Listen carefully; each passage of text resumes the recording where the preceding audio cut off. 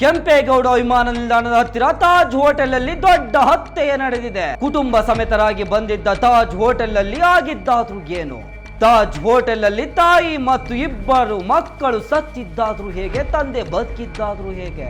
ದಾಂಪತ್ಯದ ಅನುಮಾನವೋ ಅಥವಾ ಬೇರೇನಾದ್ರೂ ಅನುಮಾನವೋ? ಕುಟುಂಬ ಸಮೇತರಾಗಿ ಬಂದವರು ಹೋಟೆಲ್ ಸಿಬ್ಬಂದಿ ಕೊಠಡಿ ಬಾಗಿಲು ತಟ್ಟಿದರೂ ತೆಗೆಯಲಿಲ್ಲ ಏಕೆ?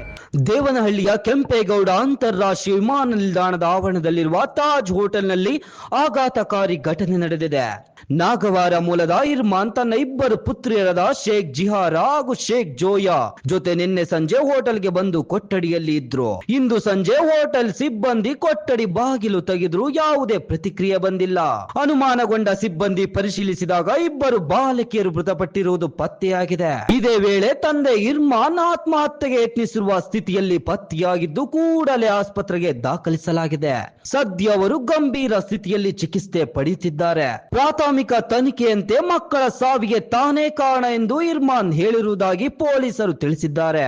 ಒಂದು ಪತ್ರ ಪತ್ತೆಯಾಗಿರುವುದು ಮಾಹಿತಿ ಲಭ್ಯವಾಗಿದೆ. ಕೌಟುಂಬಿಕ ಕಲಹ ಸೇರಿದಂತೆ ಹಲವು ಆಯಾಮಗಳಲ್ಲಿ ಪೊಲೀಸರು ತನಿಖೆ ನಡೆಸುತ್ತಿದ್ದಾರೆ. ಆದರೆ ಘಟನೆಗೆ ನಿಖರ ಕಾರಣ ಇನ್ನೂ ಅಧಿಕೃತವಾಗಿ ದೃಢಪಟ್ಟಿಲ್ಲ. ಸ್ಥಳಕ್ಕೆ ಕೆಂಪೇಗೌಡ ಅಂತಾರಾಷ್ಟ್ರೀಯ ವಿಮಾನ ನಿಲ್ದಾಣದ ಪೊಲೀಸರು ಎಎಸ್ಪಿ ಹರ್ಷ ಹಾಗೂ ಡಿಸಿಪಿ ಮಿಥುನ್ ಕುಮಾರ್ ಭೇಟಿ ನೀಡಿ ಪರಿಶೀಲನೆ ನಡೆಸಿದ್ದಾರೆ. ಸೋಕೋ ತಂಡ ಹಾಗೂ ಸ್ಥಳದಲ್ಲಿ ಪರಿಶೀಲನೆ ನಡೆಸಿ ಸಾಕ್ಷ್ಯಗಳನ್ನು ಸಂಗ್ರಹಿಸುತ್ತಿದ್ದು, ಹೋಟೆಲ್ನ ಸಿಸಿಟಿವಿ ದೃಶ್ಯಗಳು ಹಾಗೂ ಪತ್ತೆಯಾದ ಪತ್ರ ಸೇರಿದಂತೆ ಹಲವು ಸಾಕ್ಷ್ಯಗಳನ್ನು ಪೊಲೀಸರು ಪರಿಶೀಲಿಸಿದ್ದಾರೆ.